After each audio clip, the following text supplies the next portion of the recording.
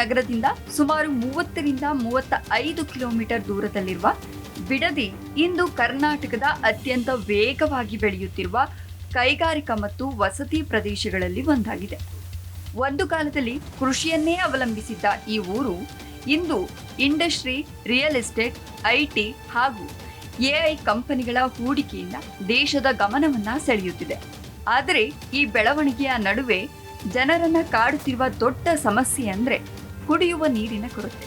ಸಾವಿರಾರು ಕೋಟಿ ರೂಪಾಯಿಗಳ ಹೂಡಿಕೆ ಬರುತ್ತಿರುವ ಪ್ರದೇಶದಲ್ಲಿ ಜನರು ಒಂದು ಬಕೆಟ್ ನೀರಿಗಾಗಿ ಪರದಾಡುತ್ತಿರುವುದು ಹಲವು ಪ್ರಶ್ನೆಗಳನ್ನ ಹುಟ್ಟುಹಾಕಿದೆ. ಬಿಡದಿ ರಾಮನಗರ ಜಿಲ್ಲೆಯ ಪ್ರಮುಖ ಪಟ್ಟಣಗಳಲ್ಲಿ ಒಂದಾಗಿದೆ. ಮೈಸೂರು ರಸ್ತೆಯ ಮೇಲಿರುವ ಈ ಪ್ರದೇಶವು ಮೊದಲಿನಿಂದಲೂ ಬೆಂಗಳೂರು ಮತ್ತು ಮೈಸೂರು ನಡುವೆ ಸಂಪರ್ಕವನ್ನ ಕಲ್ಪಿಸುವ ಪ್ರಮುಖ ಸ್ಥಳವಾಗಿತ್ತು. ಇಲ್ಲಿ ಕೃಷಿ, ಹೈನುಗಾರಿಕೆ ಮತ್ತು ರೇಷ್ಮೆ ಬೆಳೆಯೇ ಜನರ ಪ್ರಮುಖ ಜೀವನೋಪಾಯವಾಗಿತ್ತು. ನಂತರ ಬೆಂಗಳೂರು ವಿಸ್ತಾರಗೊಳ್ಳುತ್ತಿದ್ದಂತೆ ಬಿಡದಿಯ ಭೂಮಿಯ ಮೌಲ್ಯ ಹೆಚ್ಚಿತು. ಕೈಗಾರಿಕೆಗಳು, ಕಾರ್ಖಾನೆಗಳು, ಗೋದಾಮುಗಳು ಮತ್ತು ವಸತಿ ಯೋಜನೆಗಳು ಒಂದರ ಹಿಂದೆ ಒಂದರಂತೆ ಆರಂಭವಾದವು. ಒಂದು ಕಾಲದಲ್ಲಿ ಇದು ಕೃಷಿ ಮತ್ತು ರೇಷ್ಮೆ ಬೆಳೆಗೆ ಹೆಸರಾಗಿತ್ತು. ಆದರೆ ಈಗ ಪರಿಸ್ಥಿತಿ ಬದಲಾಗ್ತಿದೆ. ಬೆಂಗಳೂರು ನಗರ ದಿನದಿಂದ ದಿನಕ್ಕೆ ವಿಸ್ತಾರವಾಗುತ್ತಿರುವ ಕಾರಣ ಅದರ ಸುತ್ತಲಿನ ಪ್ರದೇಶಗಳನ್ನು ಹೊಸ ಅಭಿವೃದ್ಧಿಗಾಗಿ ಕೇಂದ್ರಗಳಾಗಿ ರೂಪಿಸಲಾಗ್ತಿದೆ. ಅಂತಹ ಪ್ರದೇಶಗಳಲ್ಲಿ ಬಿಡದಿಯು ಒಂದಾಗಿದೆ. ಟೌನ್ಶಿಪ್ ಎಂದರೆ ಕೇವಲ ಮನೆಗಳ ಸಾಲಲ್ಲ, ಒಂದು ಸಣ್ಣ ನಗರವನ್ನ ಹೊಸದಾಗಿ ನಿರ್ಮಿಸುವುದೇ ಟೌನ್ಶಿಪ್.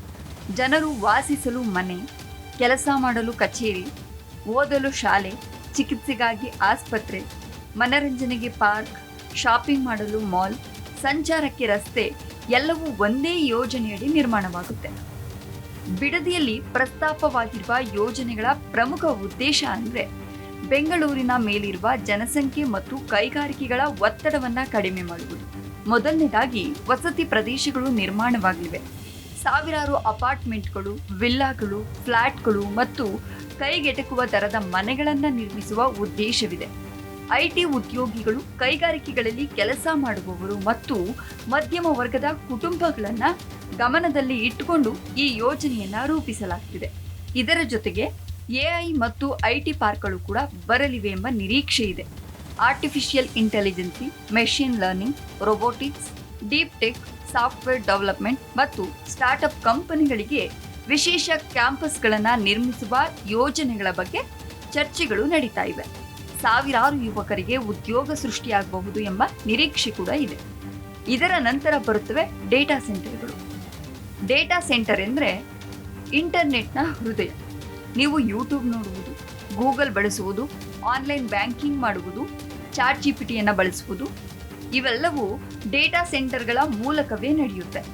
ಇವುಗಳಿಗೆ ನಿರಂತರ ವಿದ್ಯುತ್ ಮತ್ತು ಅತ್ಯಾಧುನಿಕ ಕೂಲಿಂಗ್ ವ್ಯವಸ್ಥೆ ಅಗತ್ಯ ಇರೋದ್ರಿಂದ 5 ಲಕ್ಷದಿಂದ 30 ಲಕ್ಷ ಲೀಟರ್ ಅಥವಾ ಅದಕ್ಕಿಂತ ಹೆಚ್ಚಾಗಿ ನೀರು ಬೇಕಾಗುತ್ತೆ. ಟೌನ್ಶಿಪ್ನಲ್ಲಿ ಕೈಗಾರಿಕಾ ವಲಯ ಕೂಡ ಇರಲಿದೆ. ಎಲೆಕ್ಟ್ರಾನಿಕ್ಸ್ ಉತ್ಪಾದನೆ, ಆಟೋಮೊಬೈಲ್ಸ್ ಪೂರಕ ಕೈಗಾರಿಕೆ, ಆಹಾರ ಸಂಸ್ಕರಣಾ ಘಟಕಗಳು, ವೈದ್ಯಕೀಯ ಸಾಧನಗಳ ತಯಾರಿಕಾ ಘಟಕಗಳು, ಲಾಜಿಸ್ಟಿಕ್ ಕೇಂದ್ರಗಳು ಅಭಿವೃದ್ಧಿಯಾಗುವ ಸಾಧ್ಯತೆ ಇದೆ. ಇದರ ಜೊತೆಗೆ ಶಾಲೆಗಳು, ಕಾಲೇಜುಗಳು, ಕೌಶಲ್ಯ ಅಭಿವೃದ್ಧಿ ಕೇಂದ್ರಗಳು ಕೂಡ ನಿರ್ಮಾಣವಾಗಿವೆ.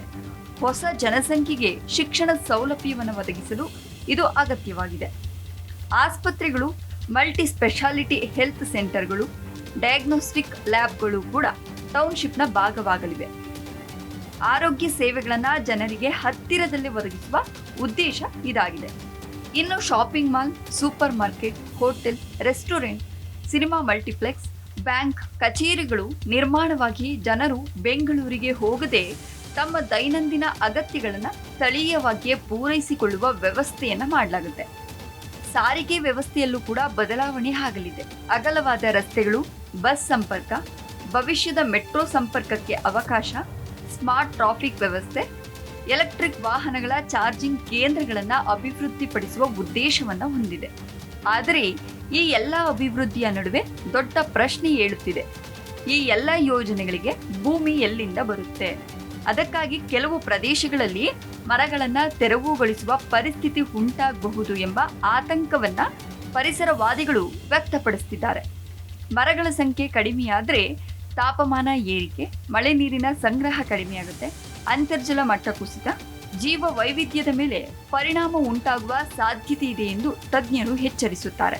ಇದರ ಜೊತೆಗೆ ಈಗಾಗಲೇ ಬಿಡದಿಯ ಕೆಲವು ಭಾಗಗಳಲ್ಲಿ ಕುಡಿಯುವ ನೀರಿನ ಸಮಸ್ಯೆ ಇದೆ ಎಂಬ ದೂರುಗಳು ಕೂಡ ಇವೆ.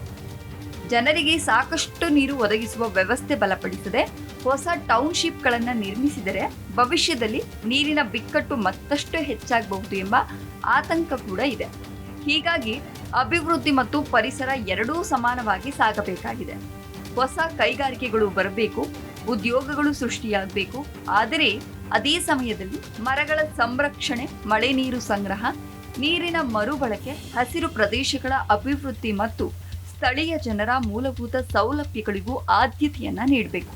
ಕೊನೆಯಲ್ಲಿ ಒಂದೇ ಪ್ರಶ್ನೆ ಉಳಿಯುತ್ತೆ: ಬಿಡದಿ ಮುಂದಿನ ಟೆಕ್ ಸಿಟಿ ಆಗುತ್ತದೆಯೇ ಅಥವಾ ಯೋಜನೆಗಳ ಭಾರದಿಂದ ಪರಿಸರ ಮತ್ತು ನೀರಿನ ಸಂಕಷ್ಟವನ್ನ ಎದುರಿಸಬೇಕಾಗುತ್ತದೆಯೇ? ಈ ಪ್ರಶ್ನೆಗೆ ಉತ್ತರ ಸಿಗುವುದು ಮುಂದಿನ ಕೆಲವು ವರ್ಷಗಳಲ್ಲಿ. ಈ ಯೋಜನೆಗಳು ಹೇಗೆ ಜಾರಿಯಾಗುತ್ತವೆ ಎಂಬುದರ ಮೇಲೆ ಅವಲಂಬಿತವಾಗಿದೆ. ಅಭಿವೃದ್ಧಿ ಜನರ ಜೀವನವನ್ನ ಸುಧಾರಿಸಬೇಕೇ ಹೊರತು ಹೊಸ ಸಮಸ್ಯೆಗಳನ್ನು ಸೃಷ್ಟಿಸಬಾರದು.